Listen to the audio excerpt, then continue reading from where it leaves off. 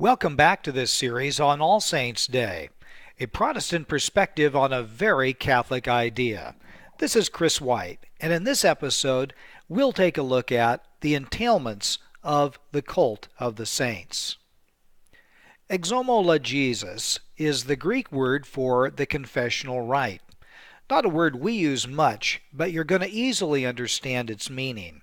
It is the means by which a person may be cleansed from sins committed after their baptism. This was the great concern of the ancient church, and it tells us a lot about them. Preparation for baptism was a long process. You went through catechetical classes, but also your life was carefully observed before you were admitted into the community by baptism. Moral amendment of life was to be observable and was expected.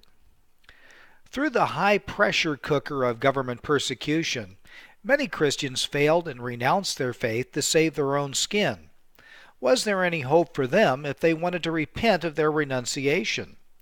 Tertullian of Carthage came up with the idea based on Luke 12:50, where Jesus said, "I have a baptism to undergo," when he was referring to the cross in Jerusalem, and said that after you have been baptized, if you renounce your faith and you want to repent of that, you too must undergo a second baptism of blood.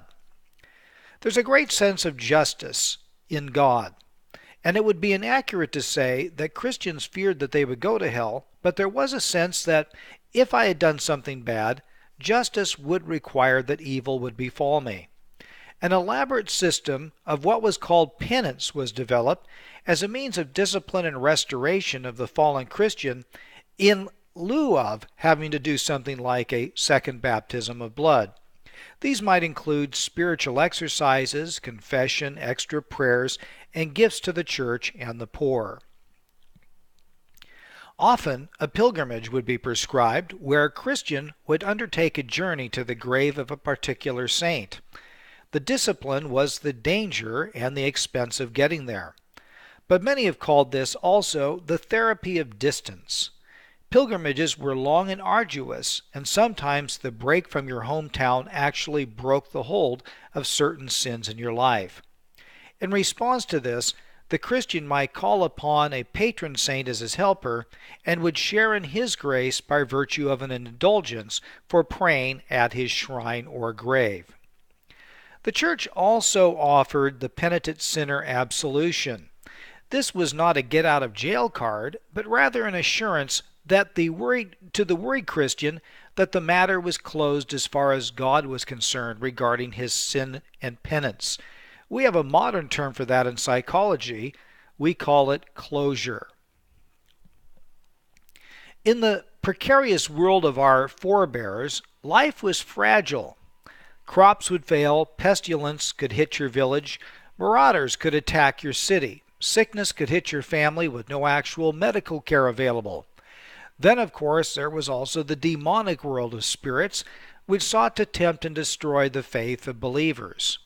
Cities would seek the patronage of great saints for their protection. St. Mary, St. Michael the Archangel, and St. Gregory are three of the most popular. Churches were safe zones where the power of a saint was present under the altar. Monasteries were also safe zones, often protected by the bones of a saint buried there. Well, did these protectors really protect people? I'm sure God helped people in their weaknesses enough that it wasn't utterly untenable, and certainly there is the help of the angelic world.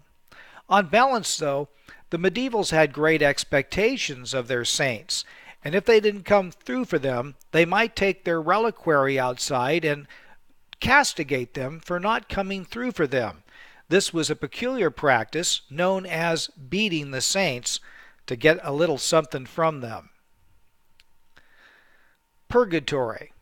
This is considered a dark and sinister idea by many, but perhaps a little context will help. The idea actually comes from three scriptures, 1 Corinthians 3:12-15, which talks about our works being tested by fire. Also 1 Peter 3:19, where it says Christ went to the prison of the underworld to preach.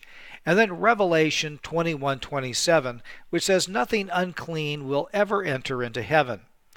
I'm not saying that I believe we should understand these scriptures this way, but in fairness to Christians who have gone before us, these scriptures were used to support this idea. Purgatory is not a place where the godless go, nor is it a second chance to receive Christ.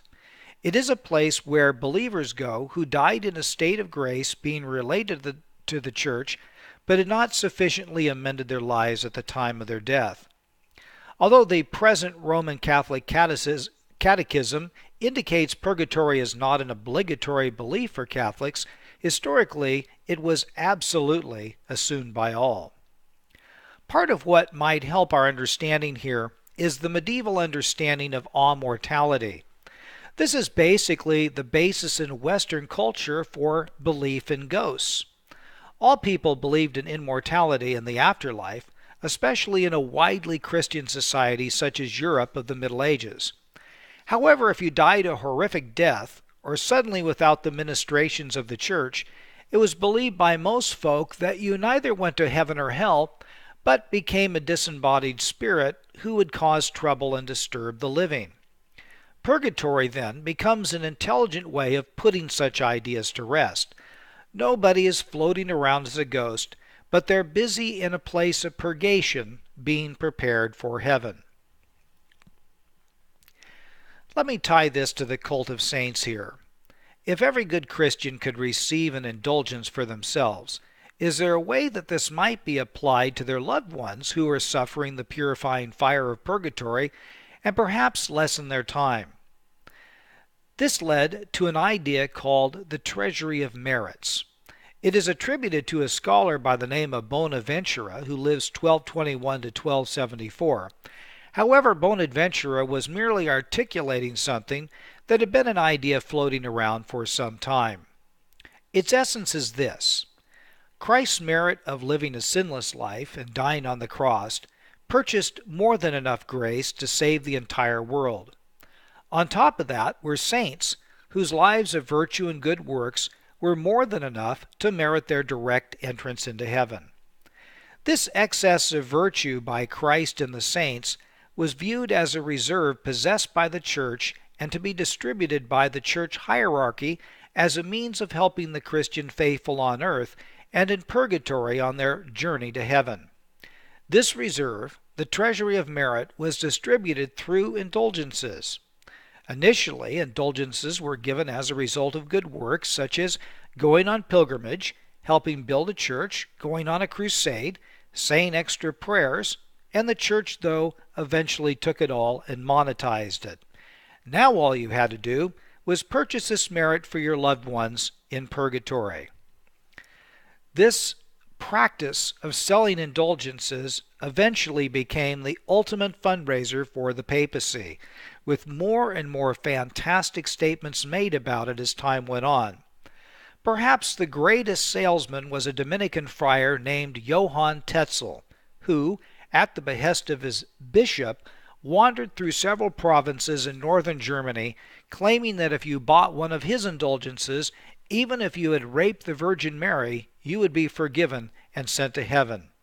As Tetzel once said, as soon as the money clinks in the chest, another soul flies to heavenly rest. This happened near Martin Luther's parish and upset him so that he was compelled to speak out. This practice was what was behind Luther's famous 95 Theses, and Protestantism, among many things, is a dismantling of this entire system. And that will be the topic of our next segment. This is Chris White. Thanks for watching.